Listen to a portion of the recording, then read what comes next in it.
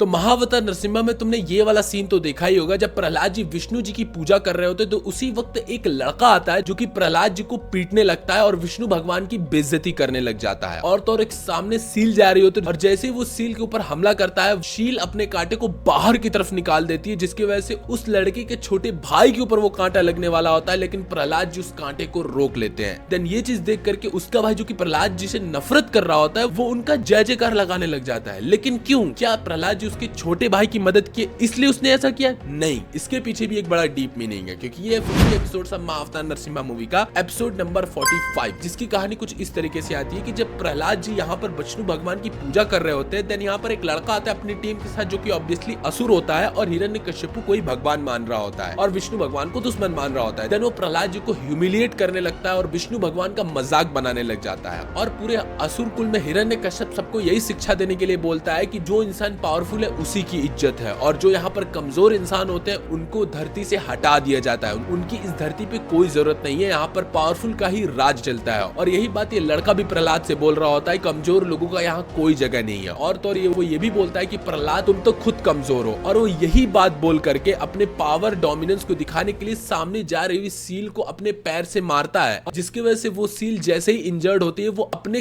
कांटे को उसके छोटे भाई की तरफ फेंक देती है, जिसको प्रहलाद जी उसके छोटे भाई को बचाते हुए अपने बॉडी पे ले लेते हैं, जो कि इनडायरेक्टली उस लड़के को नॉलेज और एक प्रूफ भी मिलता है कि किस तरीके से इस दुनिया में कमजोर लोगों की भी वैल्यू है। अगर मजबूत लोग कमजोर की वैल्यू नहीं करेंगे तो कमजोर लोग खत्म हो जाएंगे, क्योंकि वहां पर उसका छोटा भाई कमजोर होता है और अगर वहां पर प्रहलाद जी उसको प्रोटेक्ट नहीं होते देन उसका भाई तक वहां खत्म हो सकता था। देन यहाँ पर उसको शिक्षा और प्रूफ मिलता है और तो उसे ये भी पता चलता है कि प्रहलाद जी कोई कमजोर नहीं है, सील के कांटे को उन्होंने इजिली सर्वाइव कर लिया। और यही चीज देख करके वो लड़का प्रहलाद जी से प्रसन्न हो जाता है।